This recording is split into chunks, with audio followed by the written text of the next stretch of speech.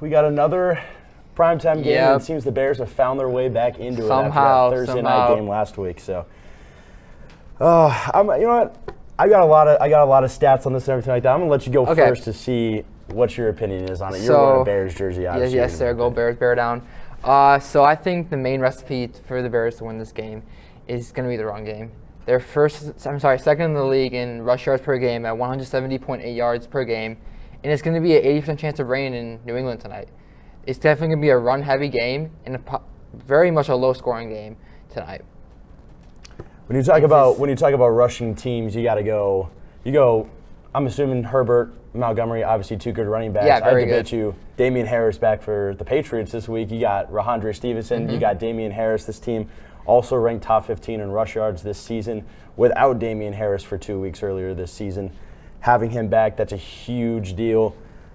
The other reason I'm saying the Patriots are going to win this game strictly on defense. Look, Justin Fields has been subpar this season. It's not his fault. Yeah. It's not his fault. I don't think all of it is really his fault. Mm-hmm. I mean, their offensive line 31st in sacks allowed this season, which Patriots 7th in sacks like this season on defense. That's going to be a big problem. I don't think that's why the Patriots are really going to have a huge problem with the rushing attack. You mentioned the rain. I think the Patriots are already planning for that rushing attack. Look, Justin Fields, he's a second-year quarterback. You got Bill Belichick.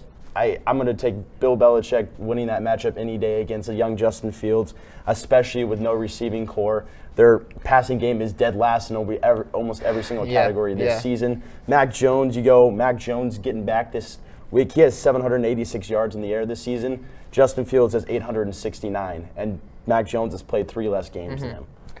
I think, back to your point about the O-line, I think the O-line, yes, it isn't great, but lots of Justin Fields' sacks is him holding the ball too long.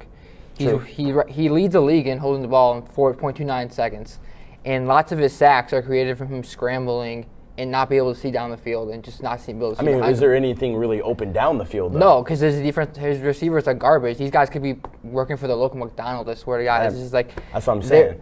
Darnell Mooney is the only – he's not even wide receiver 1, I'd say. Maybe wide receiver 2 at best. But they just don't have any weapons, I think.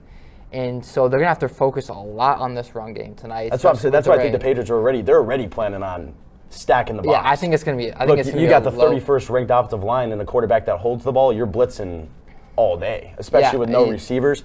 That's why I don't think the Patriots are going to really have a problem with the Bears. I think one bright side. Look at it. Last year, Justin Fields had some of his best games on Monday Night Football. He had against the Steelers, and I don't remember who else they played. But he had some of his best games of his career, so that's not much to go off of.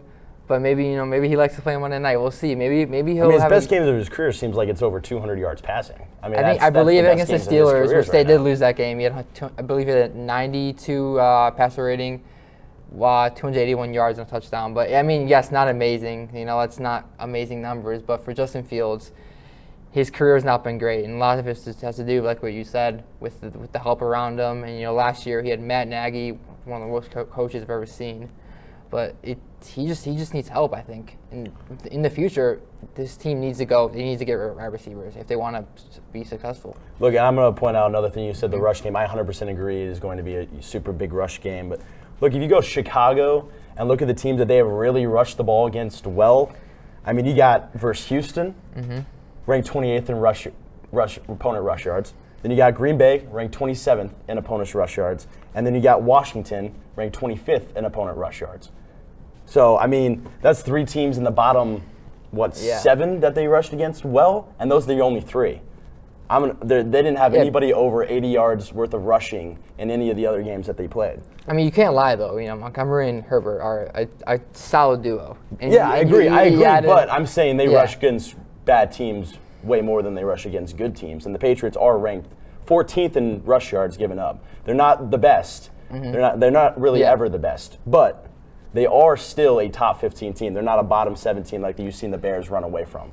Yeah, and I think one factor I think we'll lose tonight was it'll be a very defensive game between both teams. You got the Bears.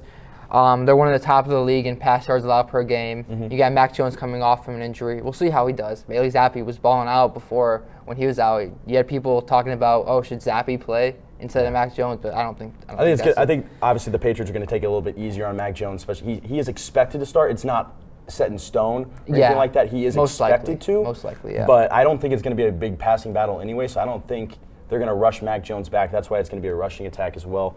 I mean, if you look at it, the Patriots, 9th in rush yards, third in rush touchdowns. I mean, the Patriots also are struggle in the red zone this year. So did the Bears. But the Bears are also dead last in those categories. Last week I think they had 3 trips in the red zone. Yeah, and I'm also going to mention the Bears' defense in the red zone is also ranked in the bottom 5. So I think that's also going to help out the Patriots, get them the win on this game. I don't think it's going to be a big problem. I don't see there's not a thing that I'm looking at right now through the Bears and the Patriots game that sees the Bears losing to the Patriots. It's just not an aspect, in my opinion. Outside of the rain. Yeah. Outside of the rain. The rain might help them 80% because the tsunami hit the first week at Soldier Stadium. Yeah, that was did help good for them. win. Exactly. So, I mean, other than the rain aspect of everything, Justin Fields, 32nd in every passing category there can be. The Patriots' run defense, I think, is better than the Bears. The Bears more run against really good opponents with bad front sevens, like Washington's been horrible this year. Houston's been horrible this year. That's how they run the football.